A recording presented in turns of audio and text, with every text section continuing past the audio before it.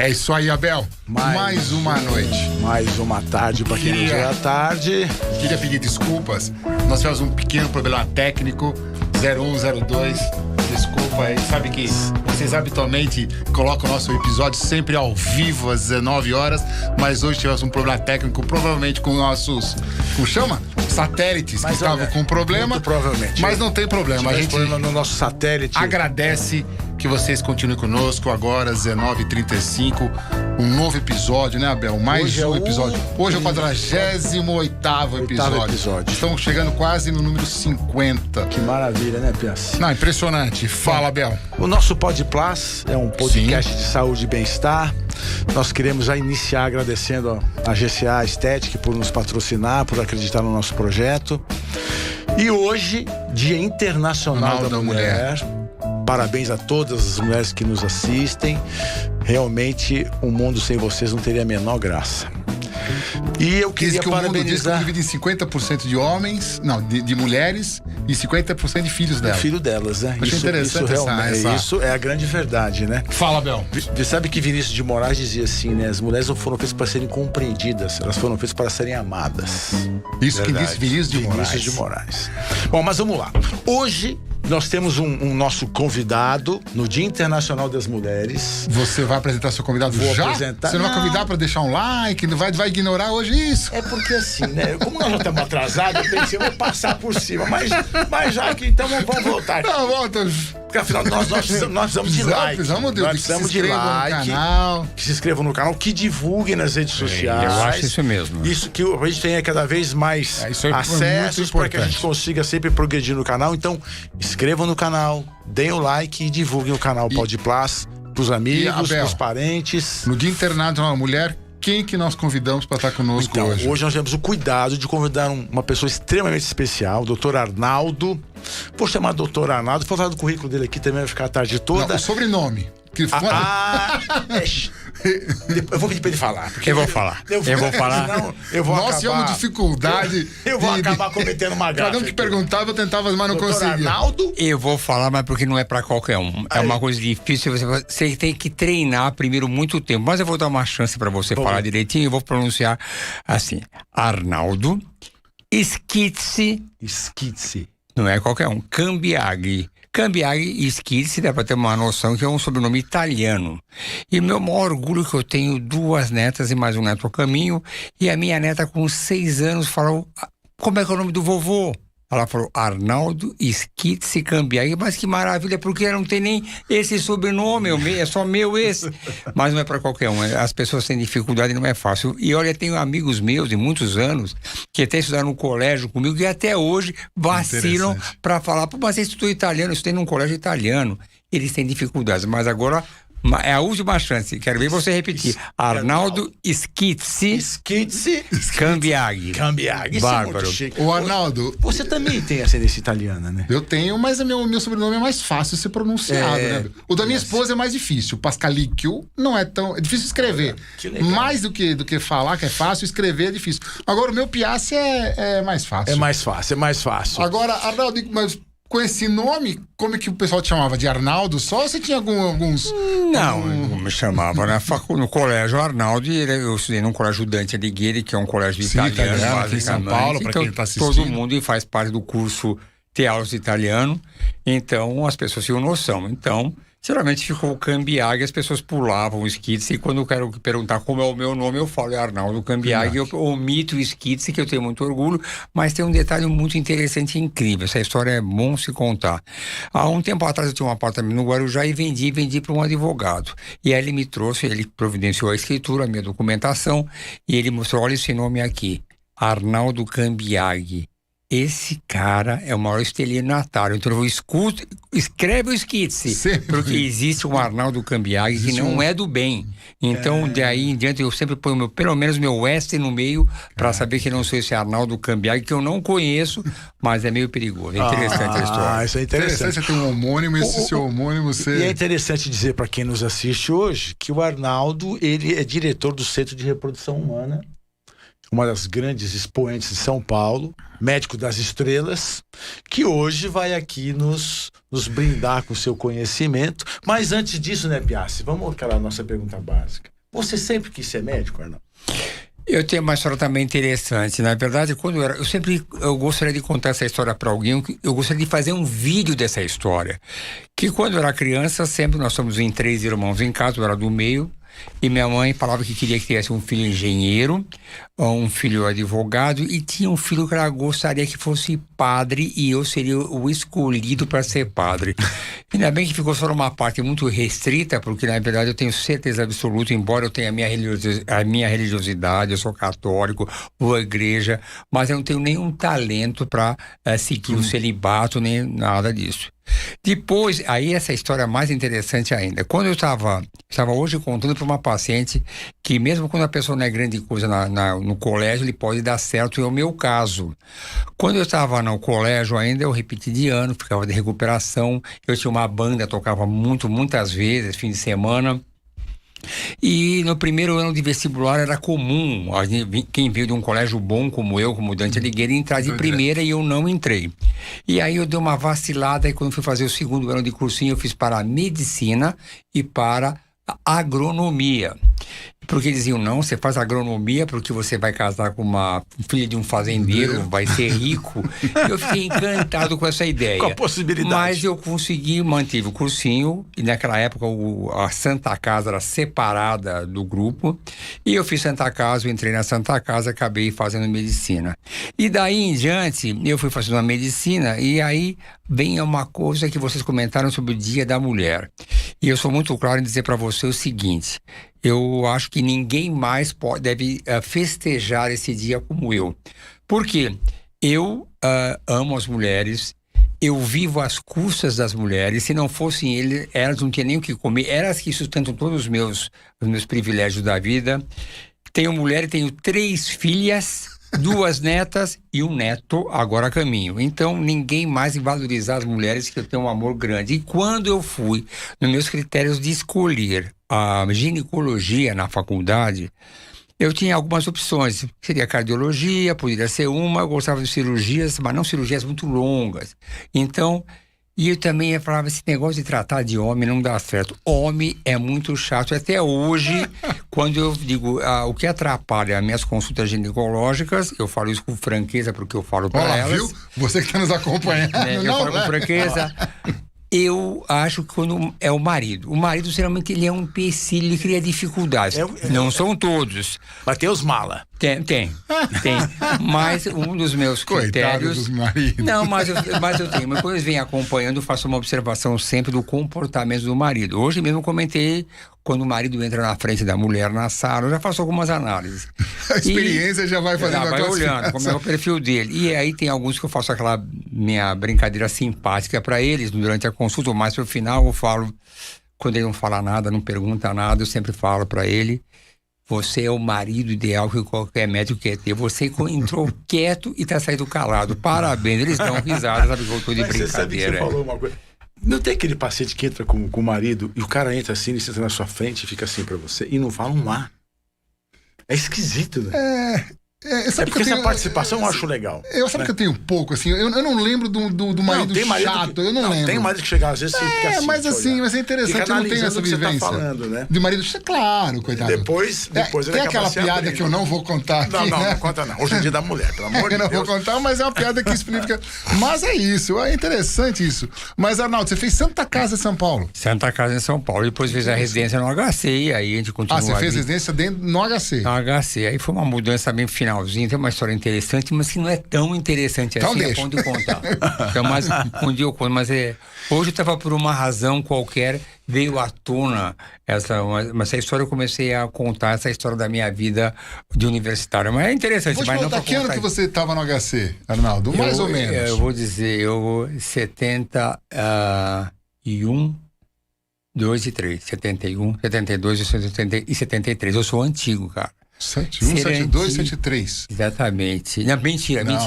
81, 82, 83. Tava achando estranho. Mas eu fiquei quieto. Conservado demais. Não, tudo bem. 81, 82, 83. É isso. Eu sou antigo. Então você é um dos precursores dessa área que você atua hoje. Nós estamos no pulo já.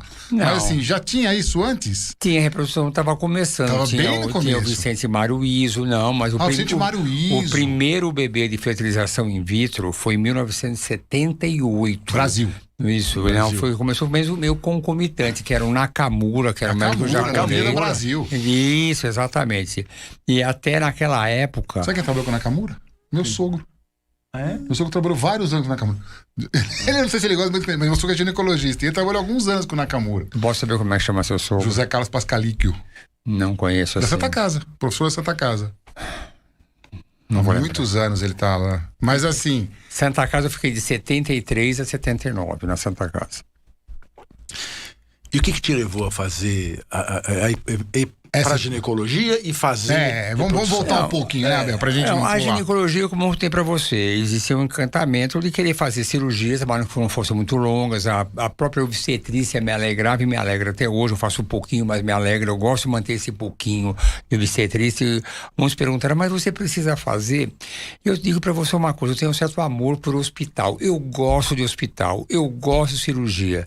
E realmente eu não quero parar com isso. Embora muitos colegas que fazem aquilo que eu faço dizem, poxa, mas por que você não faz só a reprodução? Eu gosto disso.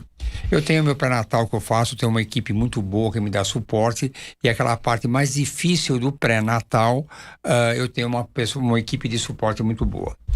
E aí, me encantou, e era uma coisa que eu podia dar plantão fora, que era uma coisa importante. A ginecologia e obstetrícia, nós estamos falando. Isso. Tá.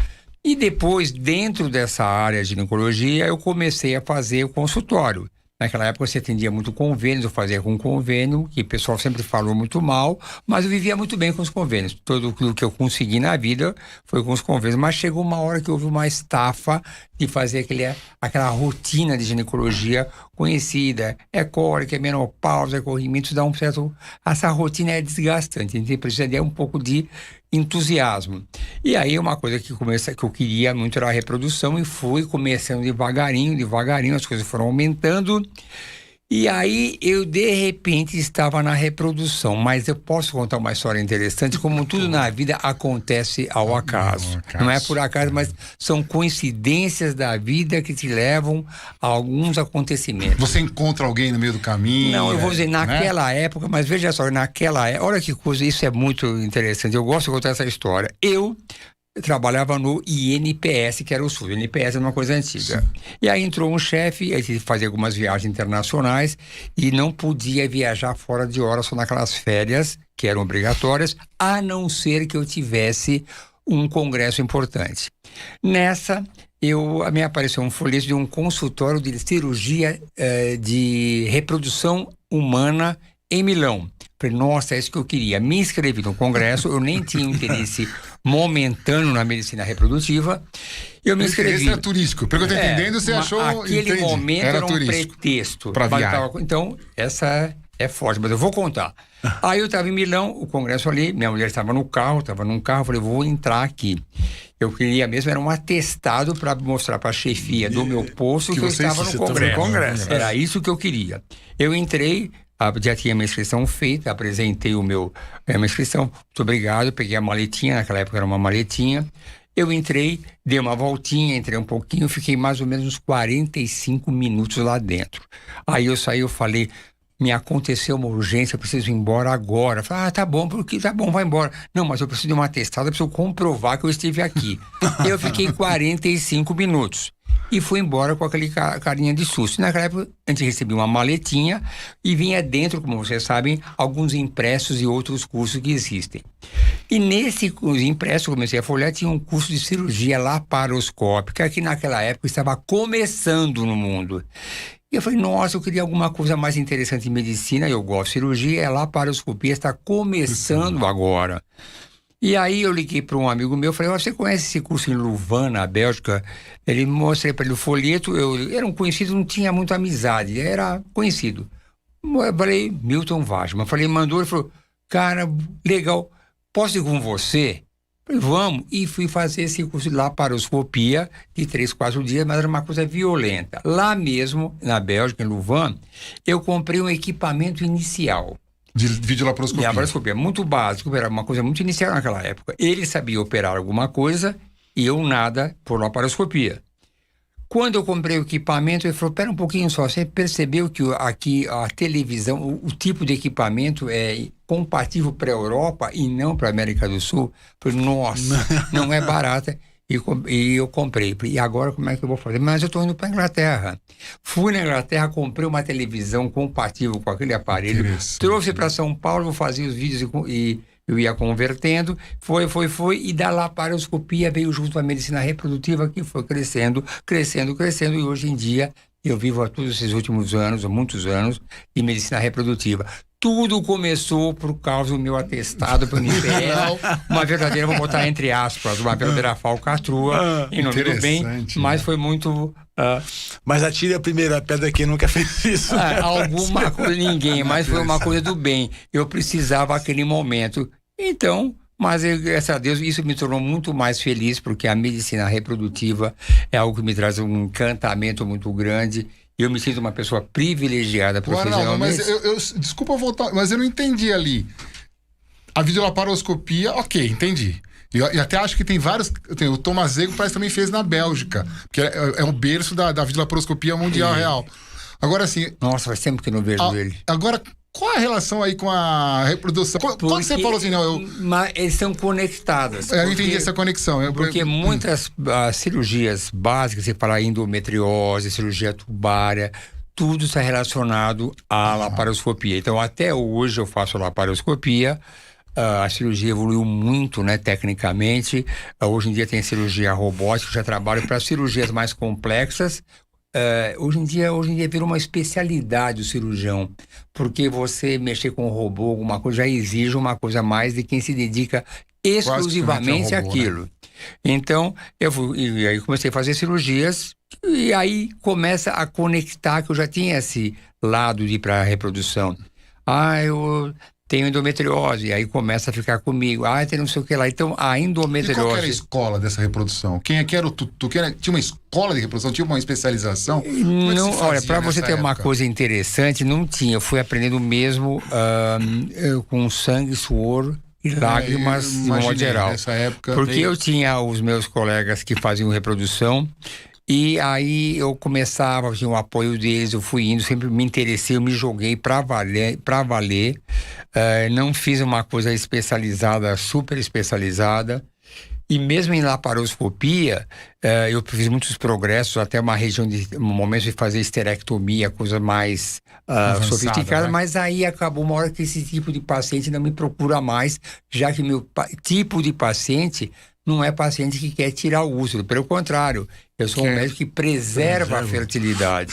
Então, hoje em dia tem miomectomia, ficou mais dessa maneira, e cirurgias mais avançadas em endometriose, que tem tido um avanço muito grande no diagnóstico, no tipo de tratamento que compromete intestino e outros órgãos, eu faço em conjunto com o cirurgião geral, porque eu vou na parte ginecológica, mas eu preciso do suporte dele nessa parte mais avançada. E mais a verdadeiro coração mesmo, eu entreguei para a medicina reprodutiva, que é uma coisa que me encanta até hoje. Eu sou muito feliz porque eu não consigo perder o entusiasmo. Eu sou impaciente e quem me conhece sabe que eu sou irrequieto. Até eu acho que a vida é muito interessante, né? Algumas pessoas falam, você trabalha muito. Eu falo, trabalho muito? Não. Eu não tenho nenhum problema em trabalhar, porque eu tenho muito entusiasmo e gosto do meu trabalho. Eu dou um exemplo contrário, aquelas pessoas que gostam de cozinhar, né? Acho que ficam se você me mandar cozinhar, Deus me livre. Eu prefiro muito mais ficar aqui atendendo meus pacientes. Eu gosto da conversa delas, eu gosto de resolver. E o prazer que a gente tem de ter aquela mulher ou aquele casal que luta por um filho e você consegue dar aquilo que eles tanto querem. Até no meu Instagram eu botei uma frase que tem uma boa repercussão, que é a pura verdade, porque eu acabo sendo sincero naquilo que eu falo, eu exponho meu sentimento. Que eu coloquei que a expressão máxima do amor de um casal é o desejo mútuo de ter filhos.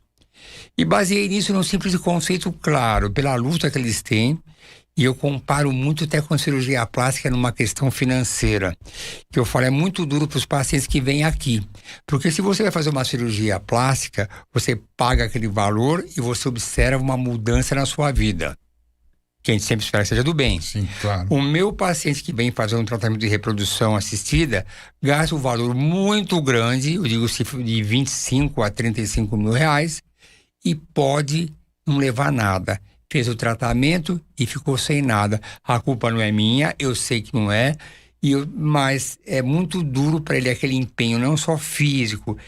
Lembro sempre que esses casais, e eu pego um exemplo das minhas filhas, que eu tinha um apartamento na praia, elas tinham uns 12 anos, andava numa cadeira lendo alguma coisa e escutava a conversa dessas menininhas de 12 anos. Eu vou casar com 25 anos, eu vou ter tantos filhos. Então, o planejamento familiar, muito mais da menina que do menino, começa aos 12 anos. E as pessoas fazem aquela programação de, quando conhece alguém, começa a namorar, programam alguma coisa da família. Tanto é que eu fiz um livro infantil, um livro que eu fiz com um cartunista, um livro que eu contei a história normal dos casais, que se conhecem, planejam, querem ter filhos, querem primeiro viajar, querem ganhar mais o dinheiro, comprar um apartamento. Então está no planejamento ter filhos, está no planejamento. Aí chega aquele primeiro mês não vem, segundo mês não vem. E eu falo que naquela época a gente chama que o sangue menstrual são as lágrimas do útero por não ter engravidado. Cada vez que vem aquela menstruação, aquela frustração, começa a primeira consulta com o ginecologista e vai se aprofundando, exames muitas vezes desagradáveis, doloridos, como a histerosalpingografia, e vai gastando e sem resultado. Isso dói meu coração, dói a minha alma, mas ao mesmo tempo me movimenta para cada vez querer saber mais e ajudar essas pacientes. Da mesma maneira que eu choro com elas pelo resultado negativo, eu me alegro muito porque quando tem aquele resultado positivo, que graças a Deus hoje em dia, em média, dá 60% ao mês. Isso que eu ia te perguntar, 60%? É variável de acordo com o perfil. Em janeiro eu tive 80% de teste de gravidez positivo, de gravidez. Ótimo, mas não é todo mês. Eu faço a minha conta no final do ano. A minha média tem que seguir, eu vou vendo mês a mês e depois eu vejo aquela média que eu consegui do ano, que tem que estar satisfatória. É um mundo maravilhoso, com as frustrações, mas as alegrias são muito grandes. É assim, a gente mexe, né? Você mexe com um lado extremamente emocional, né? Existem mulheres que depositam, de certa forma, toda a felicidade dela em cima de um processo gestacional. E como você muito bem colocou, às vezes isso não obtém sucesso. Nesses casos, essa abordagem dessa mulher, por sua parte, como que você age? Olha, minha filha, você põe um ponto final na história? Como que é isso? Difícil. Ou vai alimentando eu sempre tenho algum caminho para seguir. Vamos colocar hoje que hoje em dia a gente é procurado muito para mulheres com mais idade. É muito comum aquela história que todo mundo conhece, a mulher procura o seu espaço profissional, ela acha, eu vou perguntar um tom de brincadeira nos cirurgiões plásticos, hoje em dia você não sabe diferenciar uma mulher de 40 anos de uma de 30, porque elas se vestem muito bem, carinha de mocinhas, se cuidam, ninguém dá idade para ela e ela acaba se auto-iludindo. Não, eu tô super bem, e acredita que o ovário dela está tão bem quanto a aparência dela, que é um puro engano. Isso é um perigo que a gente tem. Começam a adiar, muitas falam que não querem ter filhos, e eu sempre falo, você vai querer ter filho um dia, isso é fatal, vai querer ter um filho. Então, quando ela está na dúvida, com 30 e poucos anos, eu falo, então congele os seus óvulos, para você ter a opção dela. Porque se você congelar os seus óvulos, no futuro você vai ter a opção de você ter guardado os seus óvulos, você preservou a sua fertilidade. Então, eu gosto de dizer também que congelar os óvulos não representa uma garantia que vai dar certo, mas é uma boa possibilidade. Então, ela fez aquela... Qual a idade ideal para pensar em congelar o... A gente acha que depois dos 30 é sempre ideal. Agora, Arnaldo, a gente tem um medo, né, de gestações mais tardias, posso estar enganado, são as malformações genéticas, entre elas a síndrome de Down, que aumenta, não lembro mais, eu sei que aumenta. Acima de algum 35, não sei quantos anos. E essa, eu ia te perguntar isso, não sabia que isso era uma rotina. As mulheres sabem que isso é uma rotina? Tipo, passou dos 30 e poucos anos, procurar para fazer congelamento de óvulo? Olha, ou ainda não tá no... Eu vou dizer para você, eu vou te responder, são duas coisas muito interessantes que cabem no seu questionamento. Todas têm noção. Vamos botar uma época pré-pandemia, agora está meio tumultuado o mundo, mas você vê aquelas meninas de 32 anos que estavam numa fase de ascensão profissionalmente, ganhavam um valor ideal, bom para elas. Aí as pessoas não têm noção muito como é que funciona. Elas não têm noção nenhuma. Acham que congelar óvulos é que nem tirar sangue. Sabe que não é. É um tratamento hormonal que tem que estimular o ovário com injeções diárias. E o custo é um custo razoável. Vamos dizer que hoje em dia ela vai gastar para congelar os óvulos R$18 mil. Tira o óvulo, é punção? A mulher produz normalmente um óvulo por mês. Tá. Deus fez assim. Você quer ter mais óvulos. Então, é uma pergunta que eu obrigo elas me fazerem. Eu brinco assim, que você tem que me perguntar quantos óvulos você precisa ter congelados para ter uma chance de 65%. 16 a 18 óvulos. Então, nem sempre numa primeira estimulação você consegue esse resultado. Então, elas vão vendo, nossa, todo esse trabalho, ela já começa a fazer uma conta, eu ponho numa época pré-pandemia, porque ela pensava, poxa, mas com esse dinheiro eu vou para a Europa, será que precisa agora? Não dá para esperar um pouco mais e começam a adiar. Então, isso é uma coisa que é importante, mas a gente frisa, hoje em dia a mídia fala isso, congele seus óvulos. Eu tenho mesmo uma hashtag, esqueci, congele já, uma coisa assim. Não fique adiando, porque o envelhecimento dos óvulos, a perda da fertilidade, ela é cruel com a mulher no decorrer da idade. Após os 35 anos, já tem um declínio, vai chegando perto dos 40, essa ladeira abaixo é muito mais íngreme e a gente se preocupa com isso. Mas desculpa, acho que é muito... Não, pode perguntar, não, tá ótimo. Mas emendando com essa parte sua, um dos progressos da medicina reprodutiva é a mulher quando chega aos 40 anos, eu tenho muitas mulheres aí que vem na nossa fala inicial, que da preocupação com síndrome de Down é uma preocupação, é que você pode ter um filho com alteração cromossômica. Então, eu suponho que uma mulher de 41 anos me procure porque quer engravidar. E aí eu vou falar para ela, se você quer uma gravidez segura nesse aspecto, a gente faz fertilização in vitro e faz análise genética do embrião antes de colocar no útero. Isso já é eticamente correto, liberado. Perfeito. Isso é uma coisa normal, é praticamente uma rotina no dia a dia. Você tem que conversar, lógico, os prós e contras, porque não tem nada perfeito no mundo. Claro. Você estimula os ovários dela com medicação, você aspira aqueles óvulos no laboratório, eles são fertilizados com o espermatozoide do marido, eles evoluem no laboratório até o 5º dia, pode até o 6º, 7º, mas vamos colocar 5º dia. No 5º dia, se tira algumas células da região externa do embrião, do ectodermo, região externa. Você congela o embrião, manda para o laboratório de genética e ele manda o resultado. Imagine que essa mulher teve 4 embriões. Foram os 4 para análise genética. Aí ele me responde, olha, o embrião 1 e o embrião 3 embriões aprovados são normais. O embrião 2 tem uma anomalia cromossômica e o 4 também.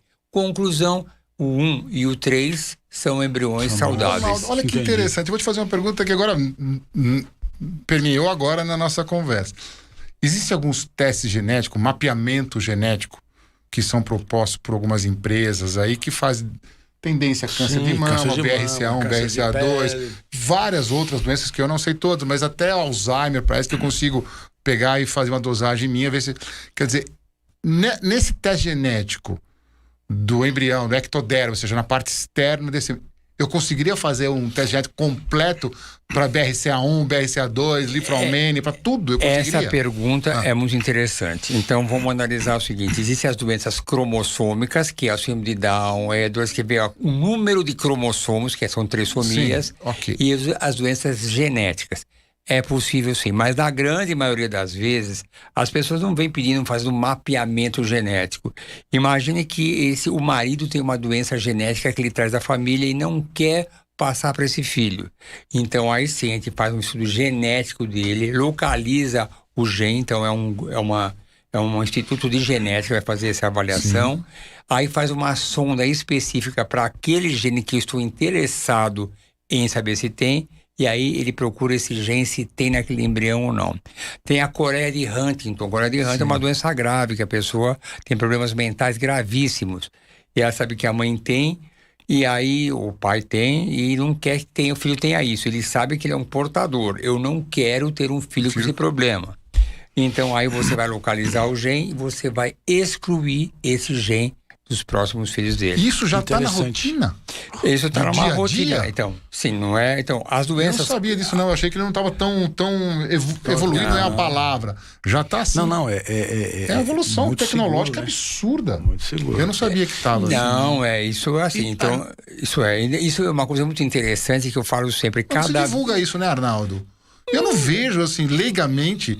Provavelmente medicamente, nos vossos congressos, deve se falar muito. Assim, mas leigamente, eu assim, não vejo. Mas falar depende. Disso, não. Eu acho assim, uma coisa que eu falo com frequência é que a medicina, cada vez mais, você tem que saber muito sobre poucas coisas, né? Então...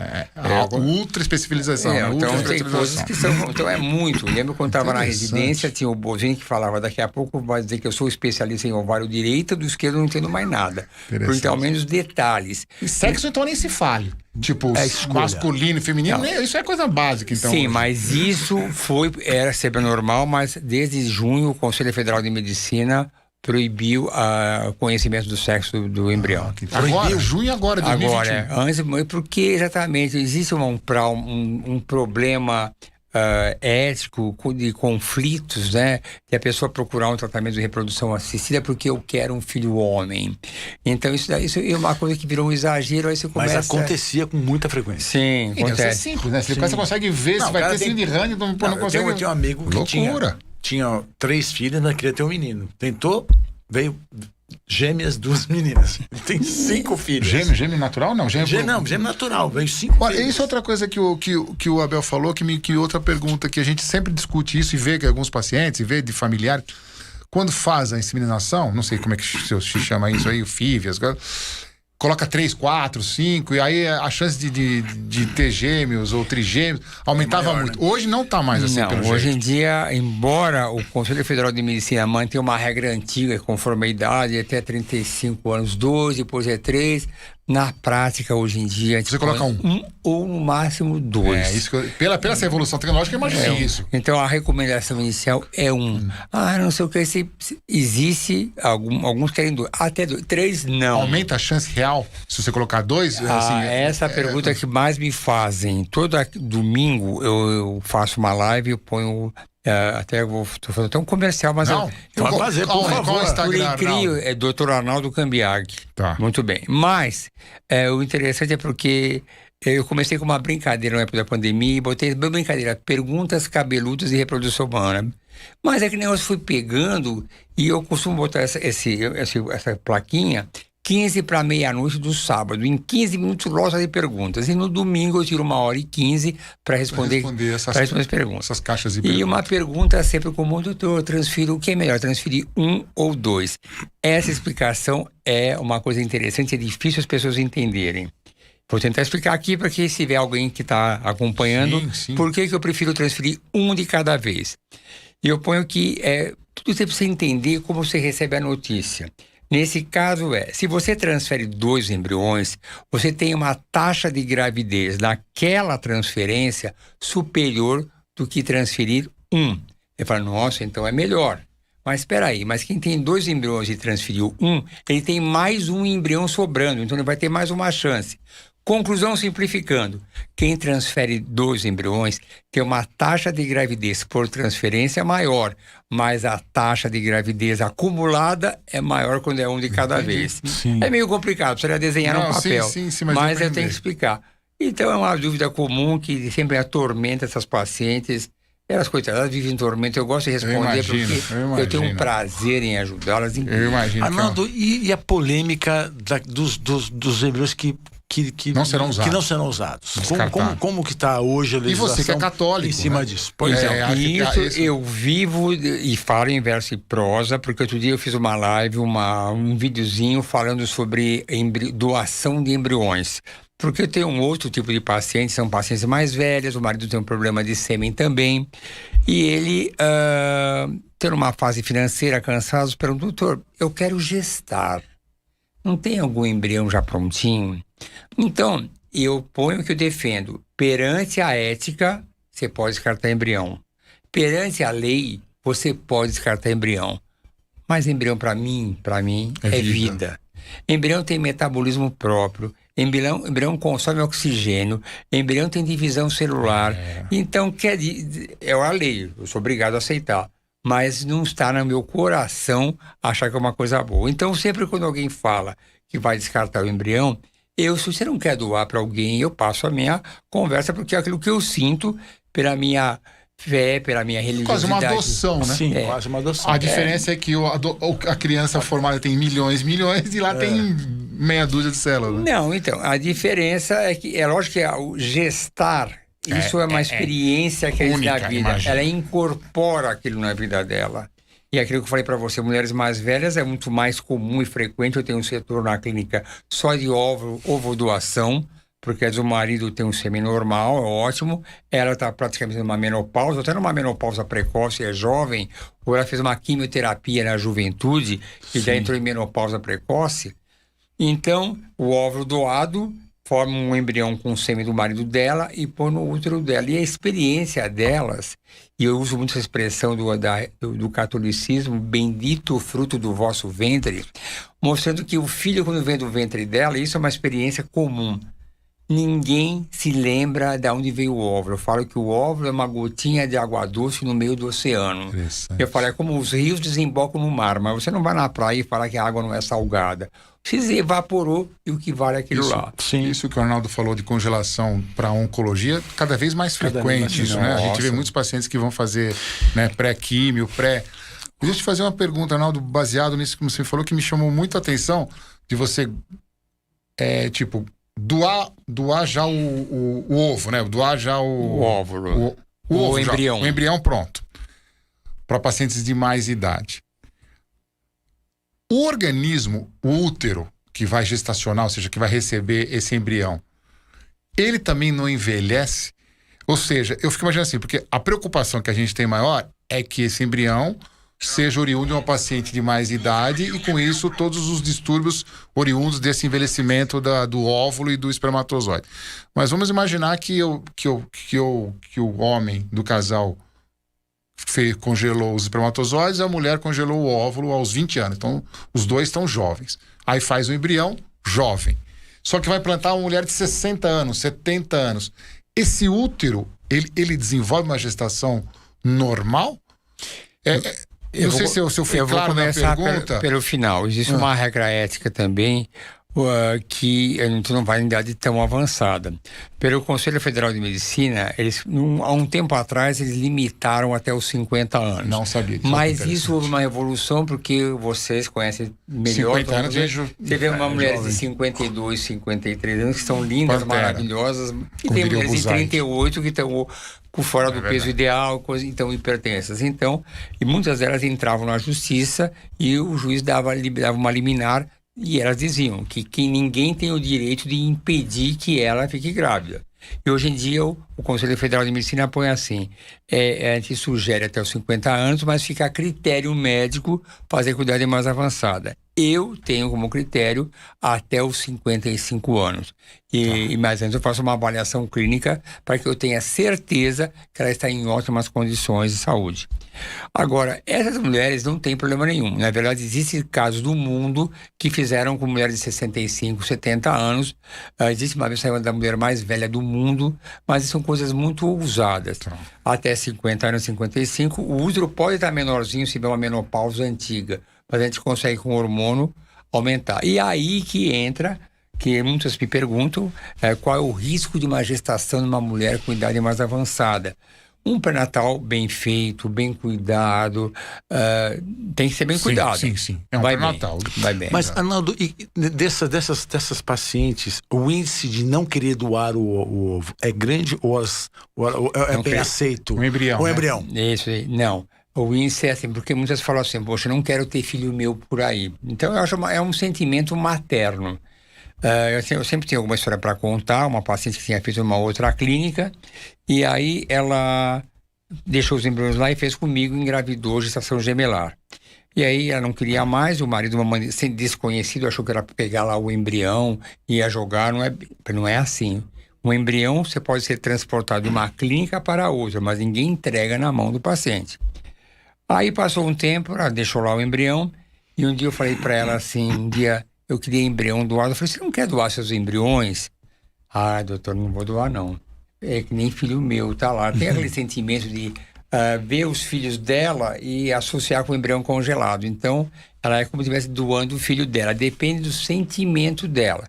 Mas nessa vídeo que eu botei, que está no meu Instagram, eu botei que muitos casais querem doar o embrião, e eu defendo isso, porque o embrião é vida, e os embriões devem ter direito a nascer numa casa, ser amado.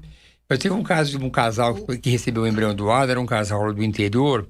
Eles tinham uma vida assim, vamos botar que ele era marceneiro, uma vida humilde, mas eram pessoas muito boas, muito boas. Um encanto de pessoas. E ela engravidou, ela ficou tão feliz, e eu pensei quando via aquele casal, se fosse um embrião, eu gostaria de nascer na casa dele. Agora estou pensando no enredo de novela mexicana. Por quê? Vamos imaginar, porque assim, você permeia ali a região mais diferenciada de São Paulo. E aí minha esposa, hipoteticamente, temos 2 embriões que eu doei. Aí eu tenho filho com ela desse embrião. Aí a gente tá num restaurante, chega um cara exatamente igual ao meu filho. Ou seja, muito parecido fenotipicamente. Ou seja, o aspecto externo dele muito parecido. Pô, esse cara é meu filho. E aí, como é que funciona isso? Aí vamos imaginar que eu seja uma pessoa que tem uma fortuna para dividir. Ele teria direito a essa fortuna? Nada. As não tem. São muito claras. Porque assim, o embrião, ele não tem, nunca ninguém vai saber quem é o pai e a mãe dele. Não vai saber. Na verdade, existe... O DNA vai dar positivo. Não, existe... Exatamente igual ao filho. Você entendeu? O enredo que nós estamos... Maluco. Então, isso é pra você saber. Você sabe que eu acho até que o Brad Pitt é meu irmão, cara. Eu sempre tive essa... Mas a semelhança tem. Eu achei... Eu sempre quando eu olho o Brad Pitt, eu falo, esse cara... algum laço genético. Que é assim, cara. Mas você entendeu o eu entendi, mexicano? mas tudo isso é um aspecto legal. Vou dar um exemplo para você. Quando uma mulher vai usar um óvulo de doadora, ela... Não quer ver o que eu vou... quando vai usar banco de sêmen. Então, o marido que autoriza usar banco de sêmen, ele tem que assinar um papel. E assim, no começo eu tenho medo, doutor, mas... E se daqui a 10 anos ele fala que o filho não é dele, vai falar que eu saí com outro, e o filho ele não é o pai. Não é assim. Você tem um documento que está escrito que ele autorizou e assinou para que autorizava. Então, ele é legalmente o pai, ponto final. Ele pode falar o que ele quiser, mas ele é o pai. Não adianta falar. Sim. Agora, isso eu entendo, isso eu compreendo bem. Mas agora, se você vê, se doa aquele embrião, está documentado que o embrião é doado. É claro, numa situação... Aí eu vou dizer uma coisa, existe algumas coisas que querem botar na lei que toda criança tem o direito de saber quem são os pais biológicos. Essa é a preocupação. Se essa criança cresceu, está com 25 anos e veio me procurar, e ela quer saber quem foi que doou o embrião. Em primeiro lugar, eu só vou fazer isso se tiver com uma autorização judicial. Aí eu não posso fazer nada. Você tem isso, você tem registrado isso documentado. Tem, então isso aqui. Agora, é claro que o que vai entrar em conflito é que essa mulher que doou o embrião, ela também tinha a certeza que não seria revelado que o embrião era dela. Nós ainda não passamos por uma situação como essa. Eu acredito que se vier alguma lei dessa, vai ser para começo agora. Mas o que passou, se ela doou o embrião com a garantia que não seria revelado o nome dela, eu acho, sou juiz, sou advogado, que o juiz não pode obrigar a contrariar uma coisa que já foi previamente... E agora, fala. Assim, uma mulher que recebe um embrião, eu não acho que ela vai dizer a essa criança depois que foi um embrião. Então, é isso que era a pergunta que eu ia fazer. Por exemplo, vamos imaginar que eu seja... Minha esposa, nós somos loucos para ter um filho japonês. Olha... Eu posso implantar um embrião japonês? Se for uma opção Você sua... entendeu a pergunta? Então, mas aí... Teoricamente, sim. Pode, vai assinar um papel... Se for um negro, árabe, eu posso implantar? É um direito seu. Você vai ter um papel. Lógico que eu vou me proteger, né, como médico, que você quis isso, para que não haja depois uma ele fez errado, ele fez uma coisa, ele me enganou. Não, você aqui assinou. Existem alguns problemas, né? Porque quando a gente faz com um óvulo doado, nós somos muito atentos aos detalhes. Que esse óvulo doado tem uma similaridade física com a mãe, e o tipo de sangue tem que ser compatível com o casal. Por exemplo, se o casal for A e O, eu não vou pegar uma doadora B. Entendi. Muitas mulheres falam, mas eu vou contar. Eu, como conheço a vida, eu falo... Você pode contar, mas você não sabe se vai contar. Porque quem tem filhos sabe, e minhas filhas são ótimas, bárbaras, perfeitas, mas você sabe que você pode ter um adolescente revoltado, com problema, vai contar que o óvulo não é dela, e pode ter um problema maior. Então, eu vou fazer de maneira mais perfeita para ter a semelhança física, e hoje em dia existe um termo chamado epigenética, que é a capacidade que o organismo tem em fazer que alguns genes se expressam e outros não. E esses meses no útero dessa mulher vigora a epigenética. Olha, a mulher começa a ter a capacidade de expressar alguns genes. De modular o gene dela no embrião. Você sabe depois... Eu tive casos interessantíssimos, igualzinho. E às vezes muitas pacientes, essas que recebem óvulos doados, ela não conta para ninguém, é um segredo dela e do marido. E aí, eu já vi uma que veio a mãe junto, e aí a mãe não sabia de nada, ela falou, nossa, igualzinho a você, né, minha filha? A boca igual. Essa semana tá uma discussão de epigenética, né? Tá nas mídias sociais, da dieta epigenética. Mas nossa, assim, mas isso é outro, pelo amor de Deus. Quem tá nos acompanhando tá vendo assim, mas é interessante que o meio... Não, mas o que ele falou é muito interessante, porque o meio... Sim, programação metabólica. É muito interessante isso. Porque é interessante, porque assim... Imagina essa sua colocação. Eu quero um filho japonês, como você colocou. Sim, não. É factível. Agora, eu fico imaginando que um termo de consentimento livre e esclarecido para você deve ser um livro desse tamanho. Detalhadíssimo. O advogado tem que ficar vendo todos os detalhes. Porque a gente é muito preocupado. Acho que no dia todos os profissionais da saúde têm essa preocupação. Sim. Aquilo que você não falou, não disse direito, não, sabe? Então tudo isso é muito complicado. Tem que ser muito claro, e tudo que eu escrevo peço para o advogado ler. Porque você sabe, Bernardo, tem um trabalho, até foi um colega, um cirurgião plástico que fez, que uma consulta bem feita, direcionada, ele pesquisou, a paciente só guarda de 25% a 30% do que você disse. E no seu caso, é importante que ela guarde tudo, porque são muitos detalhes. E essa cobrança pode aparecer depois. Aí agora eu vou chegando... E os casais homoafetivos? Como que você conduz isso? Isso também aumenta cada vez mais. Aliás, eu adoro, tem os dois casais homoafetivos femininos e os homoafetivos masculinos. A gente procura, tem muita incidência. Casais homoafetivos femininos é muito mais fácil, porque elas dependem de um banco de sêmen. Então, quando vem essas duas moças, eu sempre pergunto, de quem vai ser o óvulo e de quem vai ser o útero. Porque muitas vezes elas querem pegar um óvulo de uma, fertilizar com um banco de sêmen e colocar no útero da outra para que elas dividam a maternidade. Isso não era possível, mas hoje em dia a ética permite. Então, para homem é meio complicado, porque eles têm sêmen. Eles dependem de um óvulo de uma doadora, até aí vai bem, mas tem o útero de substituição, que as regras são muito rígidas. Quem é que pode gestar para uma outra pessoa? Tem que ter parentesco até 4º grau. O oposto do óvulo doado é o anonimato, não deve saber.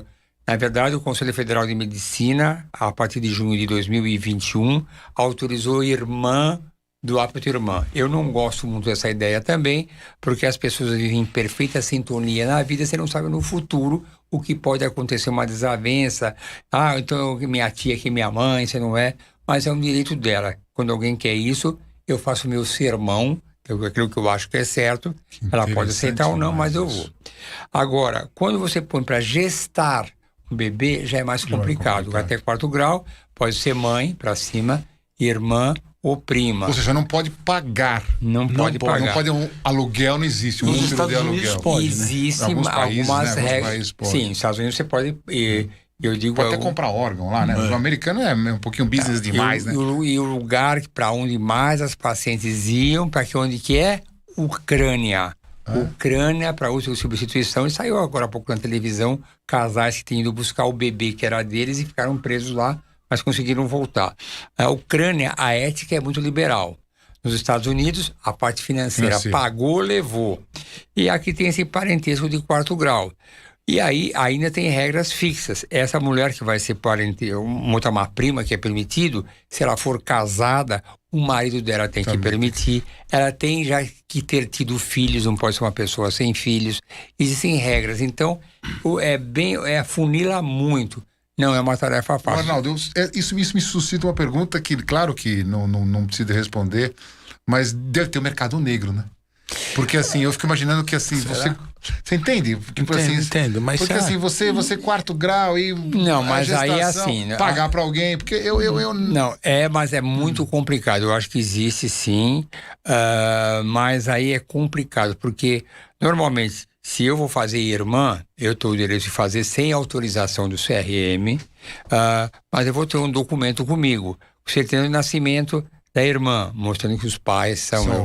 Eu não quero me exagerar e me pôr numa situação complicada. Agora, e vem um caso atrás, eu tratei a minha irmã de criação. Irmã de criação deu para entender pelo jeito dela que era alguém que filha de alguém que trabalhava na casa dela. E uma das coisas que é obrigatório, não pode ter remuneração por isso. Mas aí eu segui todos os princípios. Eu tenho que fazer uma documentação, tudo dentro da regra, da lei. E tem no CRM, existe um grupo de médicos que vão avaliar se está de acordo ou não. Que interessante. Então, existe uma liberação de um conselho para ok ou não. Existe uma câmara técnica que avalia isso. Porque essa criança, quando nascer, o hospital, quem vai ver a moça, chamada, vamos dar qualquer nome, ganhou o bebê. Ele vai dar o documento no nome dela e ganhou o bebê. Muito bem. Mas vai ter que ser registrado no nome dos pais, biológico. Aí você vai no cartório. O cartório quer saber por quê. Aí vai ter que ter uma documentação falando, registre o nome dele. Se não tiver isso... Você viu que tem um monte de... Isso está acontecendo com frequência ou não? Acontece com muita frequência. Eu vou dizer assim, lógico que o IPJ, que é a clínica que eu tenho há muito tempo, é uma clínica que tem uma vivência, então é bem procurado. Então, para nós, para fazer toda a documentação, é um trabalho muito grande. Tanto é que eu não faço, independente de mim, eu não ia fazer, porque eu tenho profissionais que trabalham comigo, que fazem para mim, tem que fazer o relatório, o histórico dela, o porquê. Não até uma assessoria jurídica deve ter grande, né? Mas tanto é que quando eu mando para o CRM, eu tive um caso recente. Primeiro passa pela assessoria jurídica. Se tiver ok, mando para a Câmara Técnica. Esse caso que voltou para mim, faltava um documento. A parte jurídica nem passou para a Câmara Técnica, devolveu, porque faltava um documento que era a avaliação psicológica do marido, mas era uma coisa eu estava meio divorciando, uma coisinha meio, tudo certo. Mas faltou um documento. Sim, a gente tem que fazer tudo dentro da lei, porque dá muito trabalho. Essa documentação, inclusive quando é feita, a clínica cobra, porque é um trabalho administrativo pesado, muito pesado, são horas de trabalho. Isso demora muito, esse processo todo? Demorou mais. Hoje em dia, com uns 3 meses, você já consegue. Ronaldo, gestação masculina é só história de filme. Não existe, não tem como colocar no peritônio, não existe. Nada. Tá. Não existe. Então, o que a gente escutou aí uma vez aí na mídia que saiu balela. Não, só se for transgênero, que aí pode ser. Tudo bem, mas eu já tenho de casais transgêneros também. É uma coisa mais rara, mas pode. Se for um hermafrodita, alguma coisa assim. Mas aí tem que ter o útero, enquanto tem que ter útero. Sem útero não tem gestação. Aproveitando nossa audiência aqui, voltando um pouquinho, qual é a maior causa de infertilidade hoje? Essa pergunta eu queria fazer. Essa pergunta é fácil. A idade da mulher. Isso é um problema que no mundo inteiro a maior causa é a idade da mulher, que avança cada vez mais. Eu posso dizer para você que tranquilamente, pelo menos 60% das minhas pacientes têm 40 anos ou mais, que é o meu grande desafio. E por isso que essa parte de óvulos doados, doação de óvulos, cresce muito. E isso é muito interessante. Você não explicou, como é que tirou óvulo? É punção abdominal? Transcutânea? Não, é transvaginal. Transvaginal. Ultrassom transvaginal, você estimulou vários folículos, ao invés de um, crescem vários folículos. E aí você vai vendo pela dimensão o momento certo de ser feita a coleta. No dia ela é sedada com propofol. 10, 15 minutos, você pega um ultrassom com um guia, com uma agulha, você vai olhando no ultrassom. Então o ovário, com o peso dele, fica muito próximo da vagina. Então a agulha passa pela vagina e vai ser a cada folículo. Você não vai pela trompa, você vai transparente vaginal. E vai até lá. E aí esse ovário, o óvulo é aspirado, cai num tubo de ensaio como meio de cultura, e ele vai para o laboratório imediatamente. Quando acabar a aspiração, ela vai falar: olha, hoje eu colhi 12 óvulos. E infecção nesse procedimento? Não tem, na verdade é o seguinte: antigamente a gente usava um antibiótico profilático, agora, devido às regras da Infecto, não precisa, passa uma boa asepsia. Não tem. Qual a maior quantidade de ovos que você já captou numa Eu 55, 58, mas tem gente que colheu mais. 55 foi uma vez só. A média que a gente quer colher é que, com a idade da mulher, cada vez se colhe menos óvulos. Ontem eu colhi 2, dia 3, hoje foram 12, ontem também foram 25, mas esse 55 era um caso excepcional. Tem que a gente já colheu 65, mas esse é um caso, mais de 40 alguns casos, mas... E a endometriose, onde entra nessa história? A endometriose é uma doença que afeta muito vamos dizer que como causa de infertilidade chega até 50% daquelas mulheres de idade jovem.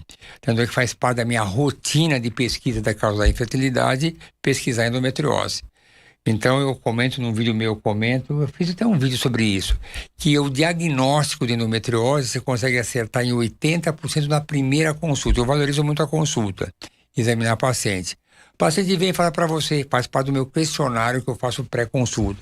Tem cólica? Média, fraca ou alta intensidade? Aí eu começo, alta intensidade? Tem dor para ter relações? Tem dor. A barriga fica inchada? Fica muito inchada. Aí eu pergunto, dói para evacuar? Dói. Bom, você tem endometriose profunda e comprometendo o intestino. Só na clínica já, só na boa, né? Aí eu olho aqui, teve uma que viu recentemente, tem dor na relação? Tem. Eu botei o dedinho no exame de toque, peguei, dói aqui, ela falou, ela tinha um nódulozinho de endometriose. Aí fez o diagnóstico, eu acho que eu complemento com uma ressonância magnética ou um ultrassom com preparo intestinal, e aí a gente vai aí dar a evolução e a conduta de acordo com as necessidades do paciente. Aliás, uma coisa que a gente põe lá como clínica como é que é? Esqueci a sigla, mas é tratamento baseado na necessidade do paciente. Se essa mulher tiver 2 filhos, tiver dor pélvica lancinante, que dê uma péssima qualidade de vida, cirurgia para corrigir. Eu não tenho filhos, então primeiro preserva a fertilidade, aí depende da idade dela. Sim, depois... Então, cada caso O Arnaldo, a gente tinha uma regra, que eu não sei isso, quando eu fiz medicina, não faz muito tempo, mas... que era assim, 1 ano, uma vida 2, né, a vida do casal, 1 ano, tendo, né, um hábito, uma frequência sexual, não todos os dias, mas uma frequência sexual não tão espaçada durante 1 ano.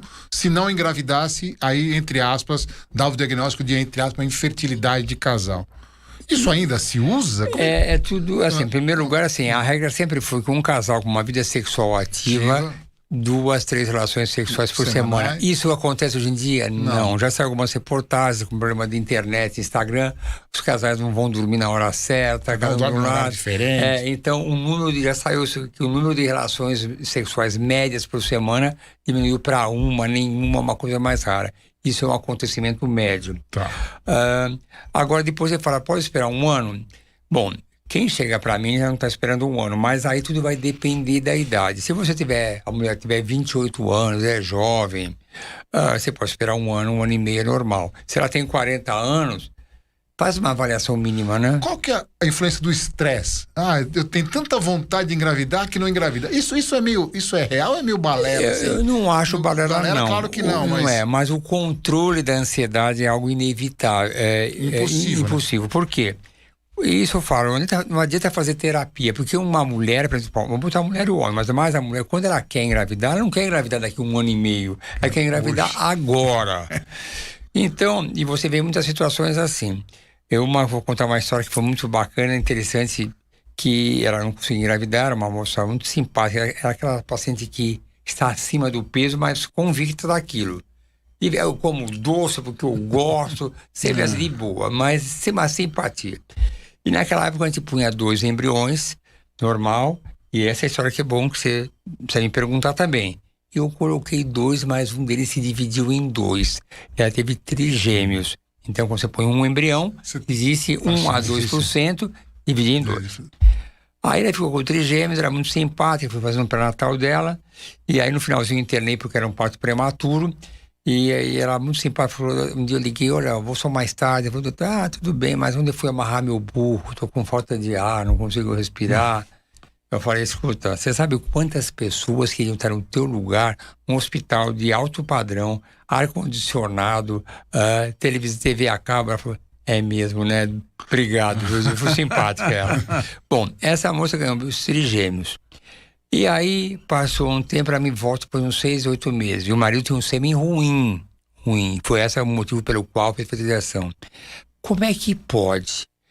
Trigêmeos. A gente não dorme, sexo não dá, né? Não tem sexo, só quer dormir. Aí vem depois de 6 meses, sabe aquela transa tipo, acaba logo que eu quero dormir e engravida, doutor! Agora, né? Pois é. Então, aí eu falo, porque a carga emocional, provavelmente, que ela tinha, aquele compromisso de ter relações sexuais, isso que mata os casais que querem ter relações, que querem engravidar filho. Hoje temperatura, né? Hoje não, hoje pode, espera um pouco. Então, a paciente tem aquela relação sexual, imaginando o sêmen penetrando no útero, na tuba. Então, eu sabia o epônimo disso daí, de aumento de temperatura e aumento da coisa. Então, tem um nome. Tem um epônimo famoso, esqueci o epônimo, mas eu vou lembrar. Veia muco cervical, mas tem hoje em dia teste de farmácia de LH, de pico de LH. Tem, mas isso vai desgastando psicologicamente. Imagina. Então, você vê muitos casais que, por algum momento, se desliga. Então, eu diria o componente psicológico. No fim desse ano aqui, tive uma paciente que estava próximo aos 40 anos e ela fazia fertilização, óvulos horríveis, embriões horríveis, se cansou, falou, eu quero usar óvulo de doadora. Tá bom. Achei que tinha indicação pelo desgaste dela, engravidou. Passou 3 meses, engravidou espontaneamente. Sim. E aí sempre eu falo, olha, como é que acontece isso? Porque você transou por amor, né? Porque antigamente era tudo aí, hoje sim, hoje não. Quando as coisas acontecem espontaneamente, eu falo sempre que Deus criou o sexo como um gesto de amor. As pessoas têm que se procurar pelo sentimento de afeto de procurar a pessoa. O lado original. Originalmente era esse o objetivo. Quando você fez sexo por amor, engravida com mais facilidade. Agora, por obrigação. E sabe que eu tenho uma paciente que ela tentou engravidar muito tempo. Quando ela desistiu, adotou uma criança, não deu certo. 3 meses, engravidou. É uma coisa, exatamente isso que ele está colocando. Agora, Arnaldo, deixa eu te perguntar uma coisa que eu acho assim, que você falou e o Abel agora ele comentou a mesma coisa. Quando o casal está programando o filho não vem, e de uma hora para outra o filho aparece, como você falou, adotou. A explicação é só psicogênica? Não tem pra você explicar, né? Tem muitos casos de pacientes que vêm fazer a primeira consulta. Eu tenho várias histórias dessas. Eu sempre uso o meu bom humor para essa situação. Faz a primeira consulta, eu tô engravidando naturalmente. Aí tem a minha frase. Agora você espalha por aí. Que eu sou tão bom, só de falar comigo já dá certo. É por isso que eu ia te perguntar uma outra coisa. Por exemplo, a gente vai escolher um cirurgião plástico. Aí a gente vê os resultados da mama, da face dele, do nariz. Você vai buscando. Aí você vai buscando. E o marketing de quem trabalha com infertilidade? Tinha um nome em inglês que tu falava, como é que era o médico que falava? Esterileuta, não era que chamava? Fala esterileuta ainda, era esterileuta. E eu sempre que meu irmão trabalhou nessa área também. Meu irmão chegou a trabalhar nessa área, mas ficou pouco tempo. Hoje eu faço só medicina fetal. Mas ele foi para essa área também de... E a minha... Então, assim, aí as pessoas falam, meu índice de fertilidade é 60, meu índice de fertilidade é 70, é 80, é 90. E aí a gente começa a ver que, hoje em dia eu não sei, mas teve algumas clínicas que tiveram não é picaretagem, né? Na cirurgia plástica tem umas picaretagens, mas teve umas picaretagens. Só que, assim, é um ambiente de picaretagem igual a cirurgia plástica ou hoje cada vez menos? Tô brincando, cirurgia plástica não é, não, só foi um. Não, mas eu cada acho vez menos. Eu sei aqueles casos famosos, eu não vou citar nome daqui. Não precisa. Mas se tipo, o óvulo, pega o óvulo que não avisa para aumentar. Hoje diminuiu muito. Eu isso, acho né? que nós somos muito vigiados pela Anvisa, né? Mesmo que o indivíduo não tenha uma índole boa, ele não consegue, não dá. Entendo. Entendeu? Não dá. Porque é tudo contado. Tudo protocoladinho. A Anvisa vem, controla. E vem mesmo. Isso de quando começou? De 2010? Eu acho uns 10 anos pra cá. No começo, quando eles vieram na minha clínica, era uma coisa bem... Era pesado. Então, era uma coisa constrangedora, porque a princípio como se fosse um bandido, entendeu? Então, era uma coisa muito constrangedora. Depois, eles começam a ver que tá tudo certo. Então, hoje em dia, eles vão lá de vez em quando, pedem uma coisinha ou outra, só pra não ter mais Arnaldo, e as produções independentes? Produção independente é uma coisa muito interessante que eu gosto muito. Também é mais um detalhe que cresce por essa libertação da mulher, que ela vai chegando. Então é isso que é interessante. Eu vou conectar isso com o congelamento de óvulos. Muitas falam, eu vou congelar óvulos, eu não tenho ninguém, estou solteira. E eu sempre falo que elas gostam dessa frase, você tem que congelar óvulos para nunca utilizá-los. Porque tem aquele meu lado romântico, que ela já tem alguém... Porque eu tenho certeza que todo mundo quer procurar uma pessoa para compartilhar a vida, faz parte do ser humano. E elas querem sim ter alguém.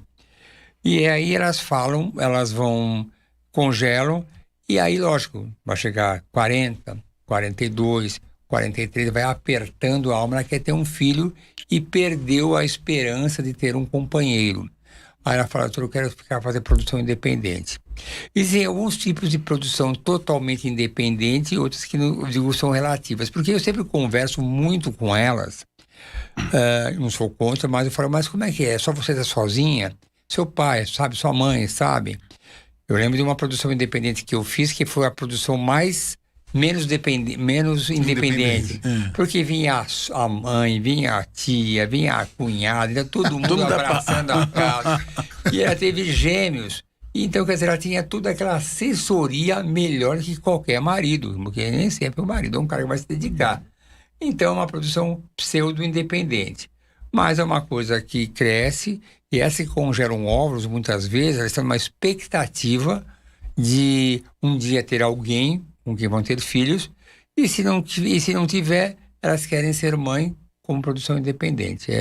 Ô Abel, deixa eu te falar uma coisa. Fala. Você sabe que o meu antigo chefe, ele tinha uma história que uma vez uma aeromoça numa viagem para os Estados Unidos, ele começou a conversar, ele era muito conversador, e no meio da conversa, eu queria ter um filho, eu gostei de você não quer ser o pai? Sabe? E isso, eu lembro, falei, e aí, chefe? Olha, eu quase que pensei em levar um negócio a sério. Mas eu vou parar aqui, né? Para por aqui. Mas deixa eu falar, nós estamos 1h15, Arnaldo, conversando. E ainda tem tanta coisa para falar. E é um assunto, né? Passou uma velocidade, um dos assuntos, a gente teve assim, inúmeros, né, convidados, foi um dos assuntos que passou mais rápido. Foi. Porque nós estamos aqui conversando 1h15 e realmente nós estamos 8:45 já. Abel. Mas você pode me chamar outra vez que eu venho, que eu gosto de papo. Pode me chamar, eu acho que a gente precisa chamar com certeza. Mas tem que ser às 19 horas, não pode atrasar. Não pode, não. Técnica 01, 02. É a gente. Deixa eu falar só para finalizar. Então vai, Abel. A última pergunta. Agora, se você fizer uma pergunta que me interessa, eu vou contar. Não. Só para quem... Qual é o passo para procurar você? Uma pessoa que o fato dela não engravidar certo? Como o Peço colocou, 1, 2, 3 meses, já é motivo para procurar o Dr. Arnaldo ou não? Eu acho que depende da angústia dela, né? Depende da história dela. Então, lógico, se você falar tem 40 anos, eu acho que até fazer uma boa avaliação, até pode pedir de cara um espermograma pro marido. Eu falei que você ia fazer a pergunta e me dá vontade de fazer outra. A pergunta é, quem caminha pro Arnaldo? É o ginecologista do paciente ou ela procura direto o Arnaldo? As coisas mudaram. Hoje em dia, com as redes sociais, hoje em dia tá muito assim. Eu tenho Instagram, eu tenho site que mudei agora. Eu sou obrigado a estar lá. Então, hoje em dia, o primeiro impacto, sempre a pessoa vai ver quem é. É lógico que tem aquilo lá, você faz o caso. Hoje em dia está muito mais aberto, não tem mais aquela parte de não vou contar para ninguém, aquele tabu. As pessoas falam. Se escondia que se escondia. E eu brinco que no tempo que a gente punha 3 embriões e vinha trigêmeos, eu achava uma maravilha, porque sempre as perguntas falavam: quem foi que fez? Quem foi que fez? Isso não é um sucesso, claro. Mas dá uma aparência de sucesso. E era uma boa referência, mas às vezes eu falo em tom de brincadeira isso. Claro. Mas hoje em dia é isso, as pessoas me procuram. Diretamente. Eu tenho vários livros publicados, eu tenho algumas coisas, a gente está há muito tempo no mercado. E acho que entre elas, hoje em dia elas têm grupos de WhatsApp. Demais. Conversa com uma com a outra, uma fala do outro, que é o lado bom, mas a gente se preocupa sempre porque você nunca sabe a versão que alguém pode dar de uma história e você não sabe o que aconteceu, né? O Abel fez uma pergunta, já que não é que não houve resposta, mas a gente acabou trocando de assunto. Chega uma hora que fala assim, você não consigo te engravidar. Existe esse momento que você fala não, assim... eu vou dar uma opção. O seu útero não comporta uma gravidez. Útero é substituição. Os seus óvulos não são capazes de gerar um bebê. Óvulo doadora. O sêmen do seu marido é muito ruim. Banco de sêmen. Perfeito. Sempre haverá uma alternativa. Ótimo, Arnaldo. Sempre tem uma alternativa. Abel, agradeça o nosso convidado. Arnaldo, muito obrigado. Eu que agradeço. Você hoje deu, pelos comentários aqui, foi bom, hein, Abel? muito bom. Foi um papo gostoso. Um papo gostoso. Pra mim foi muito esclarecedor. Aprendi muito com você aqui hoje. Aqueles Cupiás também. E foi uma honra pra gente ter você aqui, Arnaldo. O orgulho é meu, né? Estar aqui feliz com vocês, com nomes como você aqui. Tanto é que quando vocês me convidaram, de prontidão, mas é só falar. E quando caiu dia 8 de março, eu falei, é tudo a ver. É tudo a ver. Dia Internacional da Mulher. Então você ficou feliz, gente. Olha. Vamos terminando, né, Abel? Agradecendo quem acompanhou nós em casa até agora, no Dia Internacional da Mulher. Dia Internacional da Mulher, a todas vocês, um grande beijo, né? Um grande beijo. Mundo, né? Que vocês tenham aí uma noite agradável e continuem curtindo o nosso canal, nos prestigiando, dando seu like e compartilhando. Doutor Arnaldo vai compartilhar lá nas redes dele. Vou esperar. Você sabe, Arnaldo, que o Pod Plus é o 4º videocast, né? Esse formato, o pessoal chama de videocast hoje, do YouTube de Saúde e Bem-Estar. Tá em 4ª colocação já. Eu tenho que botar já um link orgânico. Depois eu vou ver se... Já tá lá no YouTube bonitinho. Já. Então amanhã já vou copiar, já vou botar lá ontem. Pessoal, obrigado. Arnaldo. Obrigado, viu? Obrigado pelo apoio. Semana que vem, Abel. Sabe que ano que vem nós vamos ter um convidado, o professor Wilson, vai falar para nós sobre geriatria. Ótimo. Vai ser um bate-papo bem interessante sobre o envelhecimento. Do nascimento ao envelhecimento. Vai ser Wilson muito Jacó Filho. Semana que vem estará conosco. Muito obrigado a todos. Boa noite, até a próxima semana. Até a próxima 0102, Thiago. Obrigado mais uma vez.